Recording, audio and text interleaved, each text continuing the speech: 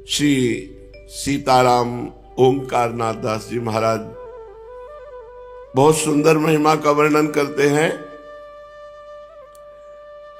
यदि गुरुदेव के चरण रज को पूरे शरीर पर मला जाए तो बहुत जल्दी वो निष्पाप हो जाएगा। इस शरीर में प्रधान 4 अस्थियां हैं, मोटी मोटी, ऊपर से नीचे तक 4 हड्डियां हैं। शरीर के पीछे 16 हड्डियां हैं और 16 दांत ऊपर, 16 दांत नीचे, 32 दांत हैं। 107 मर्म स्थान हैं। 180 जगह से जुड़ा हुआ है संधि स्थान, 180 जगह से जुड़ा हुआ है।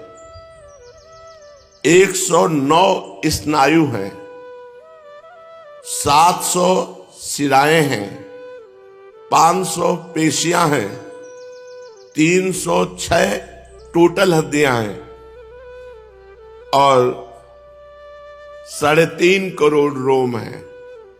कहीं कहीं 4 करोड़ आता है, कहीं कहीं 3.5 करोड़ रोम। 700 पेशियां,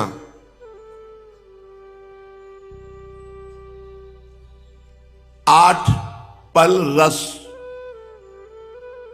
12 पल जल, 1 पृष्ठ चिल्लू भर पित्त, 1 आढ़क स्लेमा, 1 कुड़ो शुक्र पूरे शरीर में और 2 पृष्ठ मेद और मांस। इसके अतिरिक्त जितना भोजन पाया गया उतना मलमूत्र, इतना है पूरे शरीर में।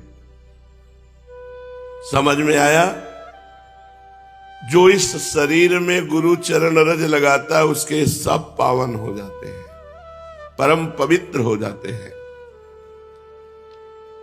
महाराज जी कोई कहते हैं गुरु करने की जरूरत क्या है? शास्त्रों में मंत्र लिखा है, मंत्र ले लो शास्त्रों से और जपो। गुरु बनाने की जरूरत क्या है? किसी व्यक्ति के अधीन होने की जरूरत क्या है? किसी के दासत्व को स्वीकार करने की जरूरत क्या है? पुस्तकों में अनेक मंत्र लिखे हैं, जो मन माने वो मंत्र ले लो, जप करो और मुक्त हो जाओ। गुरु बनाने की जरूरत क्या है? नहीं भाई नहीं, ऐसा कभी नहीं हुआ, कभी नहीं हो सकता। सीताराम दास जी महाराज कह रहे नहीं भाई नहीं, ऐसा कभी नहीं हुआ, कभी नहीं हो सकता। गुरुम बिना यस्तु मूढ़ पुस्तकादि विलोकनात् जप बंध समाप्नोति किल्बिषम परमेश्वरी। न माता न पिता भ्राता तस्य को वा गति प्रिय। गुरुरेक वरारोहे पाप नाशति क्षणात् अतएव प्रयत्नेन गुरु कर्तव्य उत्तमः। हे महेश्वरी, जो मूढ़ व्यक्ति बिना गुरु के श्रीमुख से निकले हुए नाम मंत्र को जपता है पुस्तक आदि देख करके, वो पापी कभी पाप निर्मुक्त होकर मोक्ष को प्राप्त नहीं हो सकता। क्योंकि माता पिता भाई बंधु कोई भी सदगति नहीं करा सकते। एकमात्र गुरु के श्रीमुख से निकला हुआ नाम, एकमात्र गुरु के श्रीमुख से निकला हुआ मंत्र। हे महादेवी, एकमात्र गुरु ही ऐसे हैं जिनके चरणों का आश्रय लेने से सब पाप नष्ट हो जाते हैं और भगवत प्राप्ति हो जाती है। अन्य तंत्रों की साधना, मंत्रों की साधना और गुरु बनाया नहीं तो कभी वो साधक अध्यात्म की उन्नति को प्राप्त नहीं हो सकता। वो अधिकारी ही नहीं है मोक्ष का। गोस्वामी तुलसीदास जी ने इसी भाव को लिखा है। चाहे शिव बिरंची सम होई, गुरु बिन भवनिधि तरय न कोई। चाहे भगवान शंकर और ब्रह्मा के समान हो, बिना गुरुदेव का वर्ण किए वो परम पद को प्राप्त नहीं हो सकता। एक ब्रजवासी आए थे, उन्होंने कहा कि हमें एक छोटी सी शंका है, आप निवारण कर दीजिए। भगवान ने कहा है, ब्रजवासी जीवन मेरे प्राण। तो जब हम भगवान के प्राण हैं तो हमें गुरु बनाने की जरूरत क्या है? जगत गुरु ब्राह्मण, ब्राह्मण गुरु सन्यासी, सन्यासी गुरु अविनाशी, अविनाशी गुरु ब्रजवासी। मुझे गुरु बनाने की जरूरत क्या है? हाँ, ये तो धन्य बात है, परम मंगलमयी बात है, इसको काटा नहीं जा सकता है। पर आप थोड़ा ध्यान दीजिए, स्वयं भगवान श्री कृष्ण जिनके बल पर आप कह रहे हैं, वो जब अवतार लेते हैं तो उनकी श्वास के प्रश्वास से 4 वेदों का प्रादुर्भाव हुआ। जाकी श्वास वेद श्रुति चारी, सो हरि पढ़े ये अचरज भारी। स्वयं संदीपनी जी को गुरु बना करके भगवान श्री कृष्ण अध्ययन कर रहे हैं। स्वयं वशिष्ठ जी को गुरु बनाकर भगवान श्री राम अध्ययन कर रहे हैं। तो मुझे लगता है कि जब भगवान स्वयं अवतार लेकर के गुरु का वर्ण करते हैं तो हम लोग भगवान के घर परिवार सुहृद संबंधी, भाव संबंधी जो भी है, हमें गुरु का वर्ण करना ही चाहिए। बिन गुरु भवनिधि तरय न कोई, चाहे शिव बिरंच सम होई। इसका कारण क्या हो सकता है? बिना गुरु के तर नहीं सकता, क्योंकि सिद्ध मंत्र गुरुदेव जागृत करके देते हैं और अपनी शक्ति उसमें प्रदान करते हैं, और अहंकार का नाश होता है क्योंकि उसे हर समय गुरु कृपा नजर आती है। जो गुरु मंत्र देते हैं, नाम देते हैं, वो चैतन्य युक्त होता है। पीछे नाम महिमा में सुना सबीज नाम और निर्बीज नाम।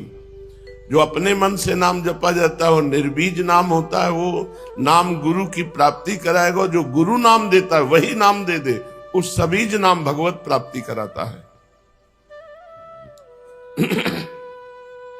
जब गुरु मंत्र देते हैं तो चैतन्य युक्त करके शिष्य को शक्ति प्रदान करते हैं। उसी के फलस्वरूप शिष्य बहुत कम मेहनत से, बहुत कम प्रयत्न से वो सिद्धि लाभ कर लेता है। ऐसे भी गुरु हैं जो मंत्र को चैतन्य शक्ति से युक्त करके प्रदान करते हैं।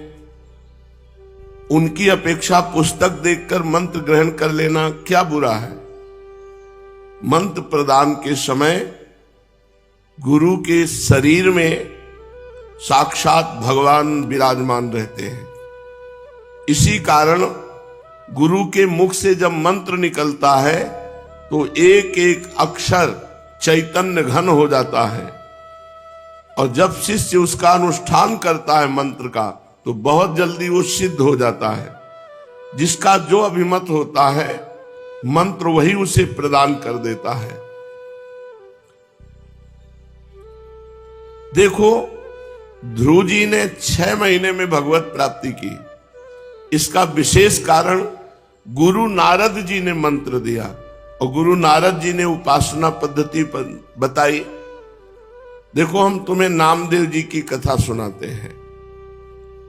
जन्मांतर में नामदेव जी ने बहुत भजन किया था पूर्व में, तो बाल्यावस्था से भगवान के नाम में और रूप में बड़ी आसक्ति थी नामदेव जी की, स्वाभाविक।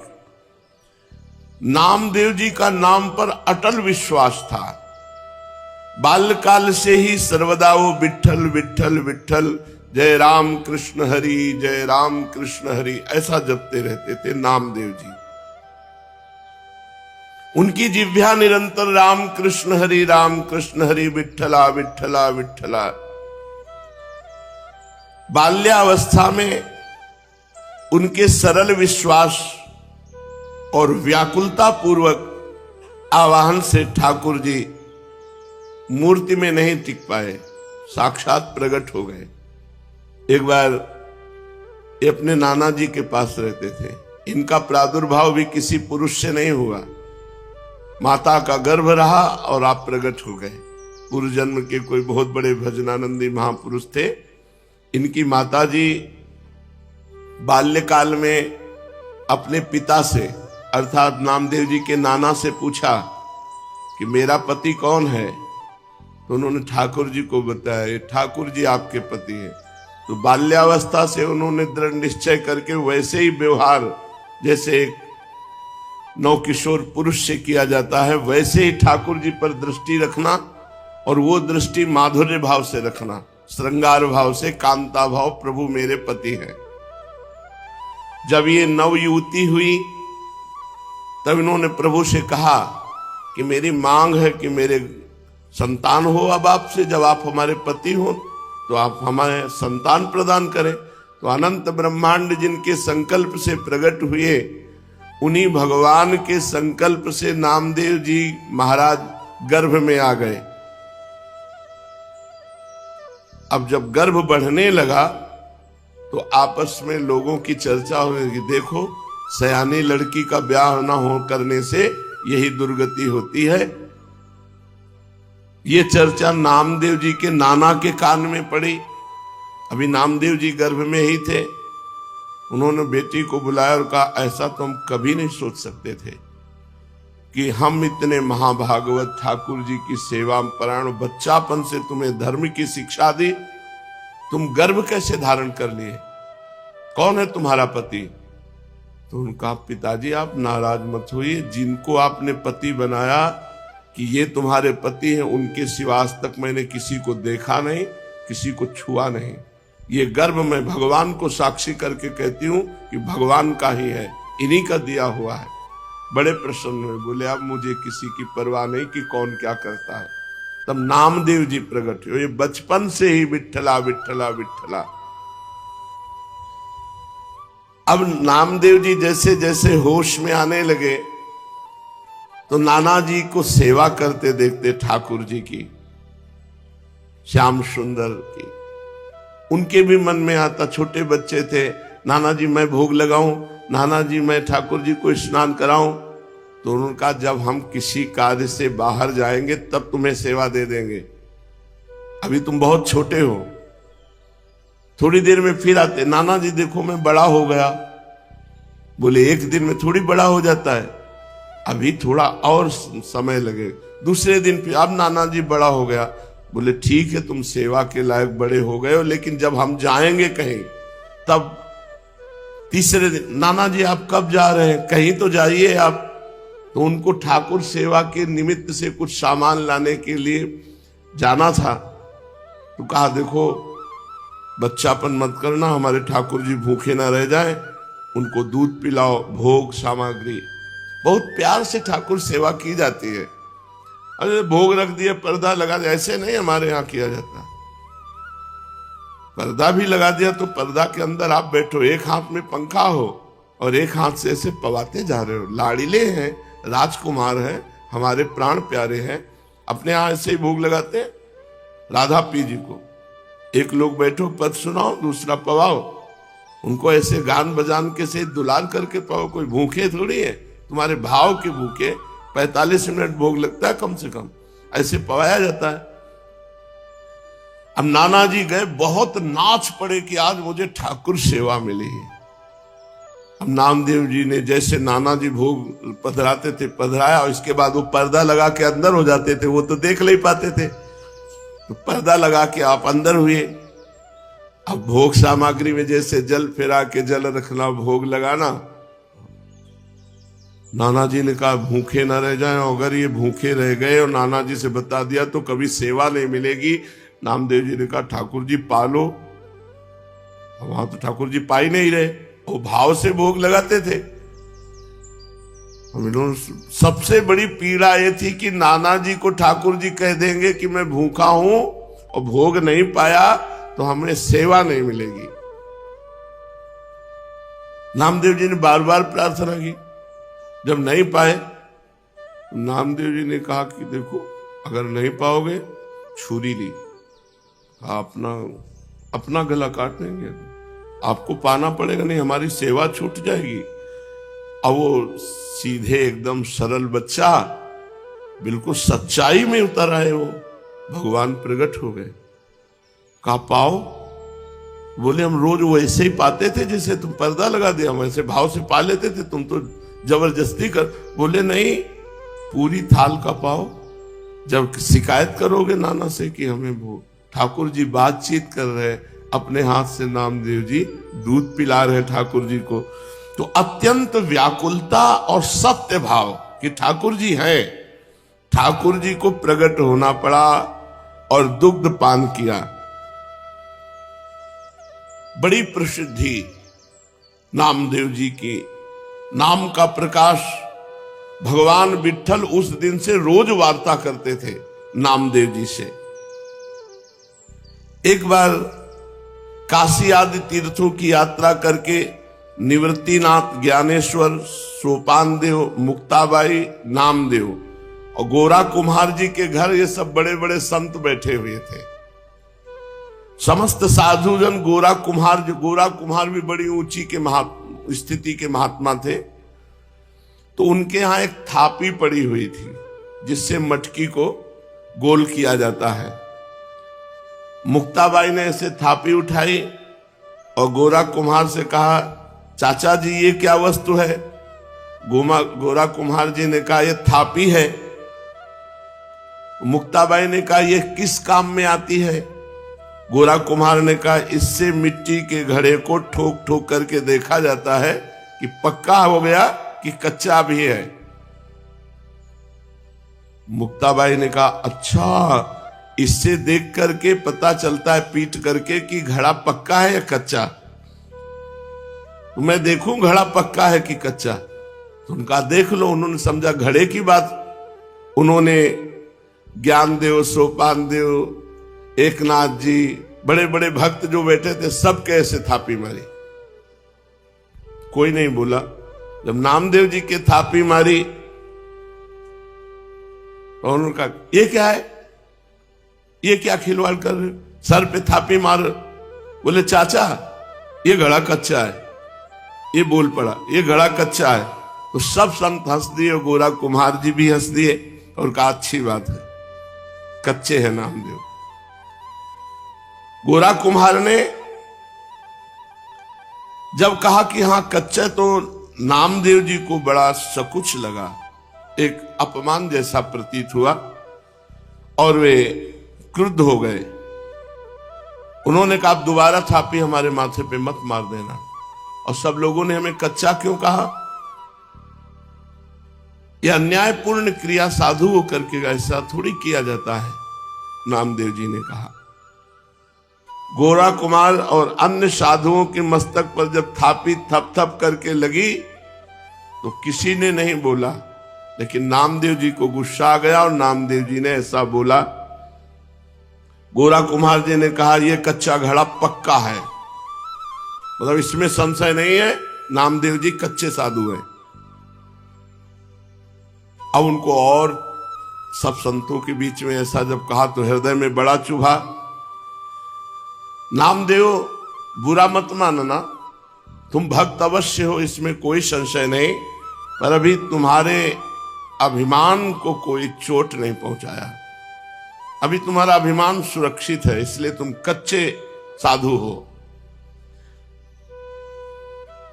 ठाकुर जी के पास वो एकांत में गए विट्ठल भगवान से, और विट्ठल भगवान से कहा कि सब लोग हमको कच्चा कह रहे हैं, तो मैं कहां से कच्चा हूं? कह रहे तुम्हारे अंदर अभिमान है। हमने वहां सभा में पूछा कि तुम कैसे कह सकते हो मैं कच्चा हूं?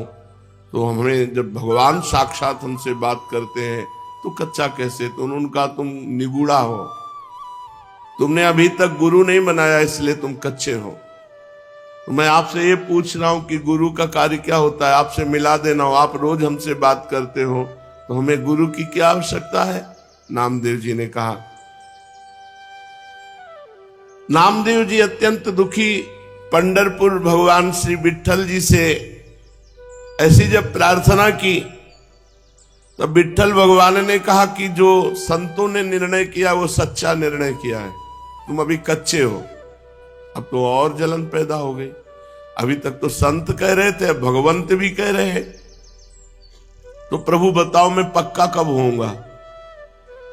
क्योंकि मैंने आपके सिवा किसी को कुछ नहीं माना, आप ही सब कुछ हमारे हो। देखो, जब तक तुम गुरु को स्वीकार नहीं करोगे तब तक तुम चाहे हमारे गले लगो, हमसे बात करो, हमारे संग खेलो, तो भी तुम कच्चे ही रहोगे। हम तुम्हारे साथ सदैव रहते हैं, किंतु इस पर भी तुम्हें किसी मनुष्य देहधारी पुरुष को गुरु रूप स्वीकार करके उसके सम्मुख साष्टांग दंडवत होकर उसकी शिक्षा ग्रहण किए बिना तुम पक्के साधु नहीं हो सकते। क्योंकि तुम्हारा अहंकार जो कहते सुरक्षित है। जब गुरुदेव के चरणों में साष्टांग लौटोगे और उनके वचन सुनोगे तब तुम्हारा अहंकार नष्ट होगा। अतएव तुम गुरु का वर्ण करो। तो नामदेव जी ने कहा कि प्रभु मैं कहां गुरु खोजूं, किसको गुरु बनाऊं? तो कहा जाओ, सामने जंगल है, उसमें एक भगवान शंकर का मंदिर है, उसमें एक विशोबा खेचर नाम के महापुरुष पड़े हुए हैं, उनको गुरु रूप में वरण कर लो। वहां गए, बड़ी विचित्र दशा देखी। वो बड़े अवधूत कोटि के महापुरुष भगवान शंकर के पिंड पर जो चिन्ह है शिवलिंग, उस पे तो पैर रखे हुए हैं और डेहरी पे सर रखे हुए आराम से सो रहे हैं। नामदेव जी गए, उन्होंने कहा कि इनको क्या गुरु बनाए, ये तो साधारण वैष्णव धर्म को भी नहीं जानते हैं। शिवलिंग पर पैर रखे हैं और डेहरी पर सिर रखे हैं। कहा महात्मा शिव जी से पैर हटाइए। तो आंख खोल के देखा और कहा बेटा जहां शिव ना हो वहां पैर रख दो। इस बात को समझ नहीं पाए कि कण कण शिव स्वरूप है, कोई ऐसा कण नहीं जहां शिव ना हो। उन्होंने पैर पकड़ा और हटाया, जे ही हटाया तो वहां दूसरा शिवलिंग, जिधर हटाते उधर शिवलिंग, क्योंकि सिद्ध महापुरुष ओहो चरणों में गिर गए। कहा बेटा कोई कण ऐसा नहीं जहां भगवान ना हो। बस नामदेव जी के हृदय में ये बात बैठ गई, कोई कण ऐसा नहीं है जहां भगवान नहीं, सर्वत्र भगवान है। नामदेव जी को उपदेश दिया। नामदेव जी ने विशोबा जी के चरणों में आत्मसमर्पण कर दिया। नामदेव जी विट्ठल भगवान को केवल मंदिर में ही मानते थे। एक दिन एक कुत्ता वो ठाकुर जी के लिए भोग बना रहे थे, रोटी बना के ऐसे रखी, घी गरम कर रहे थे, वो रोटी लेके भागा। गुरुदेव की बात याद आई, कोई कण ऐसा नहीं जहां श्री भगवान न हो। तो कुत्ते में भी भगवान है। कटोरा घी का लेके पीछे भागे चले जा रहे, प्रभु रूखी मत खाओ, घी चुपड़ा लो। नाथ अब हमसे छुप नहीं सकते, गुरुदेव की कृपा हो गई, आप ही हो। कुत्ते में भगवान को ढूंढ लिया। भगवान विट्ठल भगवान कुत्ते से प्रकट हो गए और कहा देखा गुरु कृपा देखी, मैं ही मुक्ताबाई के हृदय में बैठकर तुम्हारे थाप मार रहा था, तो तुमने मुक्ताबाई में मुझे न देखकर मंदिर में आके शिकायत की, और आज गुरु कृपा हो गई तो कुत्ते में तुमने मेरे को पा लिया, कुत्ते में मेरा साक्षात्कार कर लिया। तो गुरु कृपा विशिष्ट है, केवल ग्रंथ से देखकर मंत्र पढ़ने से भगवत प्राप्ति नहीं होती, गुरु कृपा से होती। 6 महीने में भगवत प्राप्ति कर ली ध्रुव जी ने, क्योंकि नारद जी जैसे समर्थ गुरु द्वादशाक्षर मंत्र का उपदेश किया।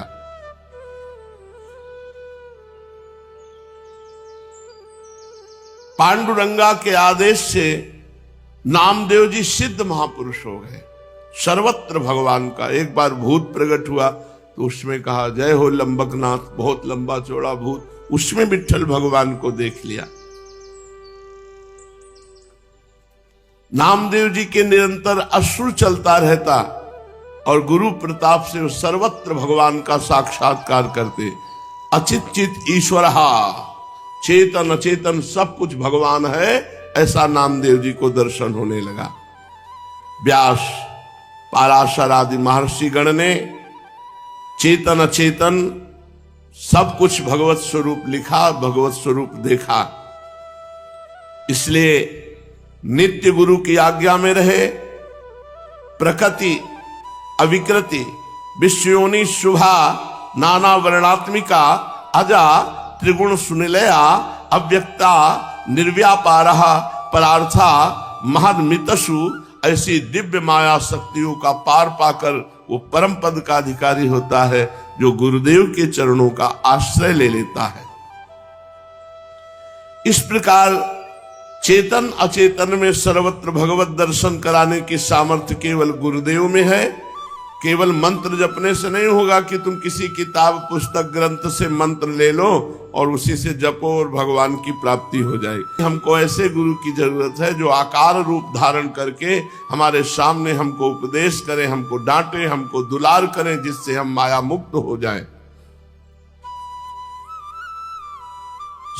शिष्यस्य तद्दिनम देवी कोटि सूर्य ग्रह समहा चंद्र ग्रहण कालम ही तद्दिनम वरवर्णिनी गुरोर दर्शन मात्रेण सर्व पापै प्रमुच्यते तत्क्षणात् चलापांगी दानम कुर्याद् विचक्षया। हे महादेवी, जिस दिन गुरु दर्शन लाभ हो जाए उस दिन शिष्य को करोड़ों सूर्य ग्रहण में दान देने का फल प्राप्त हो जाता है। हे श्रेष्ठ वर्ण वाली देवी, शिष्य के लिए वो महान चंद्र ग्रहण के समय किया हुआ दान का फल है जब गुरुदेव से संभाषण कर ले। गुरुदेव के दर्शन मात्र से करोड़ों सूर्य ग्रहण में जो दान किया जाता है वो फल प्राप्त होता है। गुरु संभाषण कर ले, गुरुदेव बात हमसे कर ले, शिष्य पाप मुक्त हो जाता है। हे चंचलांगी, विचक्षण व्यक्ति को तत्काल ही धन, शरीर बल और विविध प्रकार की सेवाओं के द्वारा गुरु को प्रसन्न कर लेना चाहिए। वही बुद्धिमान पुरुष है जो प्राण, धन, तन, मन के द्वारा अपने गुरुदेव को प्रसन्न कर ले। गुरोः सेवा, गुरोर व्यानम, गुरोः स्तोत्रम, गुरोर जपा, गुरोः पूजा, गुरोस्तिग्निर, गुरोर भक्तिर नृणाम यदि। हे देवी, गुरु सेवा के द्वारा गुरुदेव का ध्यान करते हुए, गुरु का स्तवन करते हुए, गुरुदेव के द्वारा दिए हुए मंत्र का जप करते हुए और गुरु पूजा करते हुए, गुरु को तृप्त करते हुए कुछ भी प्राप्त कर सकता है जीव, कुछ भी प्राप्त कर सकता है। अवश्य वो सिद्ध पुरुष हो जाता है, वो जीवन मुक्त हो जाता है जो गुरुदेव की सेवा, पूजा, ध्यान मूलम गुरु मूर्ति, पूजा मूलम गुरु पदम, मंत्र मूलम गुरु वाक्यम, मोक्ष मूलम गुरु कृपा।